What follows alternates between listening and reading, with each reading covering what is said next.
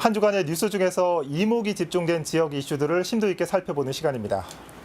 전문가 의견 들어보겠습니다. 김원식 시사평론가 스튜디오에 나와 있습니다. 안녕하십니까? 네, 안녕하십니까? 안녕하세요. 자, 평론가님, 이 서울에 사시지 않습니까? 네, 서울에 삽니다. 이 대도시 서울에서 사는 이 소음 문제 어떻다고 보세요? 사실 이쪽에서 소음이 있다가 문제가 있어가지고 좀 잦아들면 또 저쪽에서 있고 네. 참 소음의 좀 왕국 아닌가 이런 생각이 들 정도로 사실 이 좁은 서울에 살다 보니까 공사도 많고 그래서 예. 이 소음 문제가 해결되면 더 좋은 서울일 텐데 예. 그런 점에서 좀 앞으로도 계속 중지를 모아가야 되지 않나 이런 생각 계속 해봅니다. 자, 그렇습니다. 오늘 저희가 다뤄볼 이슈가 바로 이 소음 문제인데 첫 번째 이슈를 살펴보도록 하겠습니다. 송파구 장지동의 한 아파트 주민들이 소음으로 인한 피해를 호소하고 있습니다. 아파트 단지 옆에 고속도로가 위치해 있는데 이곳에 세워진 방음벽이 낮아서 차량 주행 소음으로 인한 피해가 발생하고 있다는 건데요. 관련 영상을 한번 보시고 자세한 이야기 나눠보도록 하겠습니다. 창문 너머로 높낮이가 다른 소음벽이 눈에 들어옵니다. 언뜻 봐도 높이 차이가 상당합니다. 수도권 제1순환 고속도로 송파구 장지동 구간의 방음벽입니다. 고속도로 양측 방음벽의 높이가 다르다 보니 낮과 밤을 가리지 않고 소음 기준치를 넘기기 일쑤입니다. 피해는 고스란히 주민들 몫입니다. 환기하는 시간을 단축해서 자주 열어야 하는 어려움이 있고요. 또 열었을 때 너무 시끄러워서 잘 때도 문을 열어놓거나 하면 숙면을 하기가 너무 어렵습니다. 문제로 지적되고 있는 수도권 제1순환 고속도로 송파 인터체인지 인근 방음벽의 경우 위례신도시 측에 위치한 방음벽이 18m가량인데 반해 장지동 측 방음벽은 16m로 다소 차이가 있습니다. 여기에 위례신도시 측의 지대가 높다 보니 방음벽에서 반사된 소음이 장지동 일대로 흘러들고 있는 겁니다. 주민들에 따르면 소음 피해가 극심한 일부 단지의 경우 차량 통행량이 쏠리는 시간엔 기준치를 웃도는 소음이 측정되는 것으로 나타납니다. SH공사에서 측정한 그 측정 시간대는 그 야간 기준으로 전 시간대를 측정하다 보니 가장 그 교통량이 적은 2시나 3시, 새벽 2시나 3시 그 측정치도 같이 넣었다는 거죠. 그 측정 시간을 전 시간대로 하다 보니 이거를 호도하고 자의적으로 해석한 거죠. 방음벽을 관리하는 SH공사는 주민들의 민원에 대해 해당 지역의 소음은 기준치 이내에서 관리되고 있다며 소음 민원과 관련된 추가 대책은 검토하고 있지 않는다고 밝혔습니다.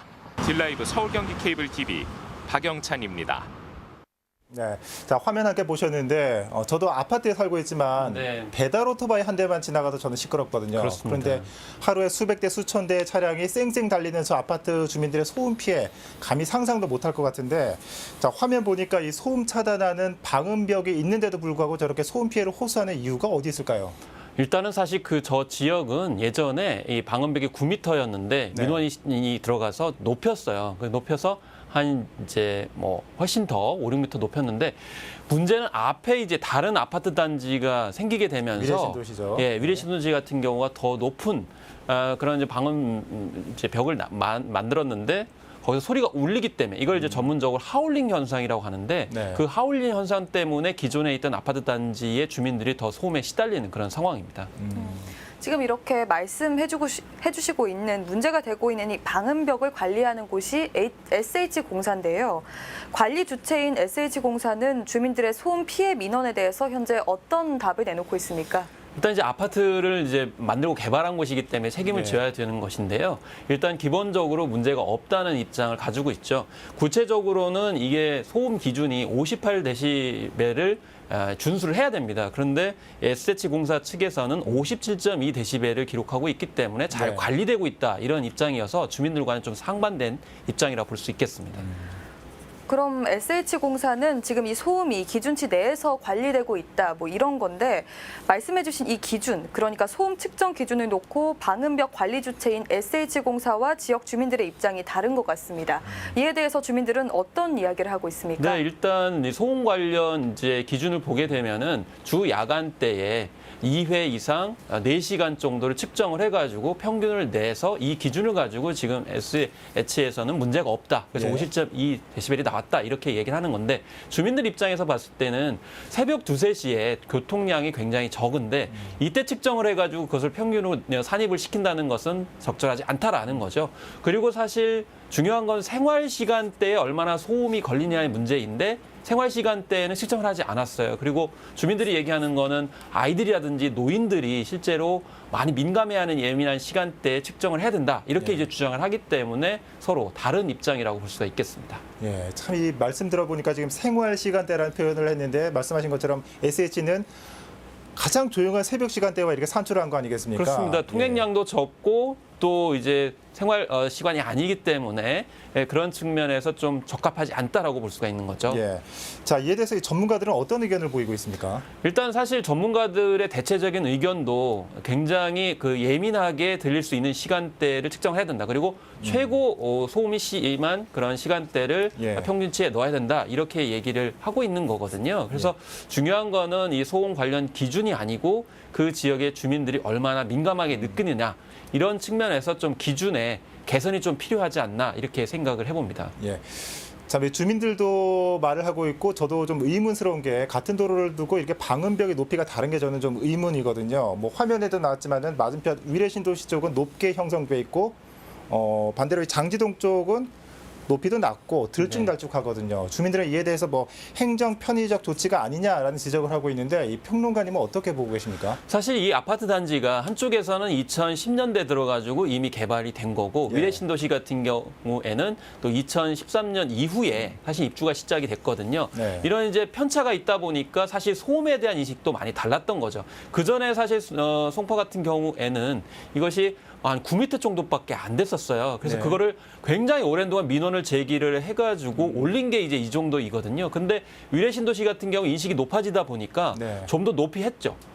그런 어떤 인식 차이가 있는데 그러려면은 행정이 빠르빠르 이제 개입을 해가지고 그 균형을 잡아줘야 되는데 예. 그런 어떤 행정 비용을 생각을 해가지고 아마 하지 않는 게 아닌가라는 생각이 들고요. 그리고 그 지역을 좀 봐야 됩니다. 뭐냐면 위례신도시 쪽이 좀 높거든요. 높다 보니까 네. 높은 데다가 다시 또 더 2m 정도 높다 보니까 결국 모든 소리들이 반사돼 가지고 원래 구 아파트 지역으로 오다 보니까 이제 주민들이 극심하게 피해를 보고 있는 그런 상황이라서 이런 종합적인 어떤 판단 그리고 현실의 어떤 시차를 극복할 수 있는 좀 유연한 태도가 좀 보여야 되지 않나 이렇게 생각을 해보게 됩니다. 그래서 사실 뭐 많이 지적이 되다 보지만 그 책임 주체를 가려서 피해가는 것보다는 주민들의 어떤 편의 복지를 위해서 애쓰는 것이 공사의 기본적인 책무가 아닌가 이렇게 생각을 또 해봅니다. 네, 이런 상황 속에서 발생하는 문제들이 주민들이 떠안아야 되는 몫으로 돼버려서 참 답답한 것 같은데요. 네. 그럼 피해 주민들이 원하는 해결책은 무엇인가요? 그리고 피해를 막을 수 있는 합리적인 대안도 필요할 것 같습니다. 사실 근본적인 것은 이제 위에 지하화하는 방법이라든지 두 번째는 일종의 덮개를 씌워가지고 소음이 나가지 않도록 하는 방식인데 그렇지만 주민들 같은 경우에는 그렇게 하면 비용이 너무 현실적으로 터무니없이 많이 드니까 결과적으로 벽을 좀 높여달라 이렇게 얘기를 하고 있는 것이거든요. 그래서 이 벽을 높이는 것 자체도 사실은 그 전에 2011년 정도에 민원이 제기돼가지고 2020년에 그게 높여졌는데 다시 또 높이려고 하니까 결국 SH 입장에서도 아니 조치를 취했는데 더 높이란 말이냐 이런 식으로 주장하는 것 같아요. 네. 중요한 거는 지금 현재 소음 관련 기준에서 보면은 소음 분쟁이 있었을 때 몇 년 안에 그것을 끝내야 된다라고 하는 어떤 한시적인 조항이 없어요. 그러니까 이게 10년 걸리고 20년이 걸리다 보니까 문제 해결이 안 되거든요. 그렇기 네. 때문에 앞으로 관련 규정에서는 이런 이제 58데시벨을 기준으로 삼는 그런 기준의 평균을 어떻게 잡을지에 대한 그런 조치라든지 또 몇 년에 걸쳐 가지고 해결해야 된다라고 하는 이 시간적인 어떤 요소도 같이 곁들여서 이 문제를 해결하는 방안들을 장기적으로 찾아야 된다고 볼 수가 있겠습니다. 예, 참 역지사지 좀 주민의 입장에서 생각을 해보면 해결책이 좀 빨리 나올 것 같은데 요즘 안 그래도 이제 공공기관의 신뢰도가 많이 떨어졌는데 이런 좀 행정 편의적 발상이 소음 문제 해결에 얼마나 도움이 될까 좀 이런 우려도 드는 상황입니다. 그렇습니다. 그리고 아파트 단지가 사실 먼저 개발한 곳과 개발이 뒤에 이루어지는 곳이 있는데 뒤에 이루어지는 곳을 굉장히 좋게 만든다고 그래가지고 그것만 좋은 게 아니고 다른 지역에 피해를 줄 수 있다는 것이 지금 위례신도시와 송파 그렇겠네요. 지역의 그 사례이거든요. 그렇기 때문에 앞으로는 뭐 이제 아파트 개발을 계속 신도시 개발도 하는데 구도심 지역과 새로운 이 개발 지역의 어떤 형평성 문제 그리고 종합적인 어떤 소음 문제들도 이런 관련 규정에 반영하는 노력들이 앞으로 시급하다고 볼 수 있겠습니다. 예. 자, 계속해서 다음 이슈를 살펴보겠습니다. 이번에도 역시 소음 피해와 관련된 뉴스인데요. 최근 이 세검정 교차로 인근에서 GTX 대피소를 만들기 위해 발파 작업이 한창 진행되고 있습니다. 하지만 밤낮과 휴일을 가리지 않는 공사에 소음과 진동으로 인한 피해를 호소하는 주민들이 늘고 있는데요. GTX와 관련된 공사가 비단 이곳뿐만이 아니라 이런 문제는 다른 지역에서도 충분히 발생할 수 있는 사안입니다. 관련 영상을 한번 보시고 자세한 이야기 나눠보도록 하겠습니다. 제301회 종로구 의회 임시회. 지난 1차 본회의 구정질문에서 윤종복 의원은 최근 세검정 교차로 인근에서 진행되는 발파 공사로 인해 지역 주민들이 고통받고 있다며 구청 차원에서 대책을 마련해 줄 것을 요구했습니다. 세검정 로타리 GTX 대피소 공사로 인해 가지고 그 주변의 건물들이 커피잔이 흔들어 쏟아질 정도로 안반을 깨는 충격 때문에 건물들이 지금 골병이 들고 있습니다. 국토부의 GTX 대피소 조성을 위한 발파 작업이 두세 달 전부터 진행되고 있는데 밤낮과 휴일을 가리지 않고 발생하는 소음과 진동에 주민들의 민원이 끊이질 않기 때문입니다. 종로구청은 폭약관리기관인 종로경찰서에 발파 시간과 발파 이격거리, 폭약의 양을 조절해 줄 것을 요청했다고 답했습니다.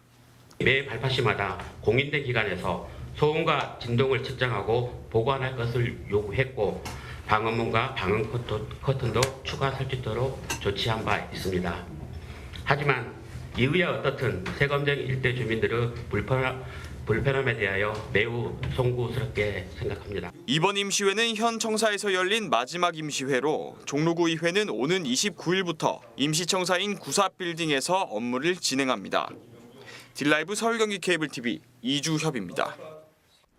네, 이 GTX 공사가 비단 이곳에서만 일어나는 게 아니기 때문에 이런 민원은 어디서든지 발생할 수 있을 것 같거든요. 이 평론가님, 이 세검정 교차로 자주 다니신다고 들었는데 어떻게 하면 이 주민 피해 최소화할 수 있을까요?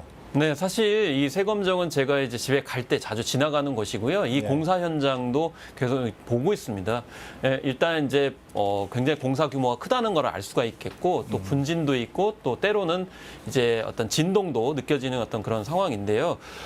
사실 이제 GTX 같은 경우는 이제 구조 자체가 40m를 이제 깊이 파고 들어가서 안반층에다 건설을 합니다. 그렇기 네. 때문에 이 안반층에서 안전하게 이제 철도가 운행이 될 수 있도록 하는 것인데, 그러다 보니까 안반을 발파 작업을 많이 하게 되죠. 네. 그래서 이 발파 작업이 빈번하게 되고 또 그에 따라서 이제 소음과 또 진동으로 이제 주민들이 고생을 하게 되는데요. 그래서 이제 현실적으로 생각을 해야 될 것은 일단 밤낮 없다고 이렇게 아까 표현이 됐었는데, 이 되도록이면 밤 시간에는 발파하지 않는 것이 필요하겠고, 또 발파 시간 횟수나 이런 것도 합니다. 그래서 이 예를 들면 3회를 한다 그러면 2회를 줄인다든지 이렇게 해야 되고, 폭약도 줄여야 되는 그런 측면이 필요하겠는데, 중요한 거는 이 공기라는 거를 좀 이런 민감한 부분에 있어서는 좀 이제 유예해줘야 된다고 생각입니다. 뭐냐면 이쪽 세검정 지역 같은 경우에는 안반지대이고요. 그 다음에 골짜기 형태예요. 그러다 보니까 만약에 발파 작업을 입게 되면은 울리게 되는, 아까 송파지구처럼 하울링 현상이라고 하는 그런 소리에 일종의 에코 현상처럼 울리기 때문에 더욱더 소음과 진동이 극심할 수가 있는 거거든요. 그렇기 때문에 그쪽 지역에서 공사할 때는 좀 더 공기를 좀 늘리더라도, 아니면 비용이 좀 더 들더라도 주민의 피해가 최소화할 수 있도록 그쪽 지역만 좀 특별하게 유예하는 형태가 되는 것이 필요하다. 그래서 도심 지역을 지날 때는 좀 더 주의하고, 또 예산이 좀 더 들더라도 좀 안전하게 주민 입장에서 공사를 해야 되는 어떤 조치들이나 규정들이 필요하지 않나, 이렇게 생각을 해봅니다. 예. 네, 다양한 요소를 고려해서 피해를 최소화해 볼 수는 있겠지만 좀 더 근본적인 대책이 필요할 것 같습니다. 저희가 앞서 얘기했던 송파구 장지동의 소음 피해 사례도 그렇고 세검정 교차로 발파 소음 피해도 그렇습니다만 시민을 괴롭히는 소음 공해가 계속해서 반복되고 있거든요. 근본적인 대책이 필요할 것 같습니다. 어떤 노력이 필요할까요? 사실 이제 공사 계획에서는 나름대로의 원칙들이 있을 겁니다. 규칙에 따라 살 거고요. 그 규칙을 하기 때문에 이런 갈등들이 더 누구를 잘잘못하기 이전에 발생을 할 수가 있는 건데, 중요한 거는 이 기준이 있다 하더라도 현장을 보고 유연하게 바꿀 수 있는 행정 조치들이 좀 허용이 돼야 된다고 보겠습니다. 그래서 이 송파 같은 경우에도 먼저 아파트 단지가 개발이 됐는데 나중에 위례 신도시가 오게 되면서 장벽이 더 높아지니까 결국에는 이 송파 지역을 좀 높였다 하더라도 2m 간격 이상의 차이다 보니까 하울링 현상 때문에 피해가 있게 되는 거죠. 그런 상황 속에서 주민들의 피해가 예상이 됐다는 걸 미리 예측하지 못했고 미처 예측하지 못하고 그러면 그걸 시정하는 차원에서 즉각적으로 더 높여야 되는 것을 당연히 해줘야 되는데 그게 너무 늘어지고 있기 때문에 주민들의 피해가 커지고 있다. 여기에 대한 조치가 필요하고 그다음에 세검정 같은 경우에도 골짜기 형태인데 많은 분들이 살고 있기 때문에 이런 곳일수록 앞으로 비슷한 지역에 똑같은 일들이 벌어질 수가 있는 거거든요. 그래서 있는 기준과 그 현실의 공사 현장을 잘 헤아려 가지고 행정 조치들 거기엔 또 리더십이 또 필요할 거고요. 또 나중에 평가를 할 때도 이런 특수성의 바탕을 두고 좀 공기가 길어지거나 예산이 좀 들어간다 하더라도 그런 부분에 있어서는 좀 유예를 해주거나 좀 부정적인 어떤 평가를 덜 내리는 형태의 행정 조치들이 필요해 보입니다. 예, 뭐 송파나 세검정인이나 기준은 있지만 유연한 행정이 아쉽다라는 말이 마음에 와닿는 것 같습니다.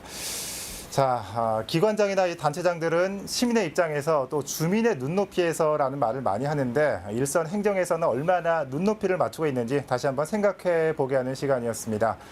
자, 지금까지 김원식 평론가와 함께 한 주간의 이슈 살펴봤습니다. 자, 평론가님 오늘 말씀 잘 들었습니다. 네, 감사합니다.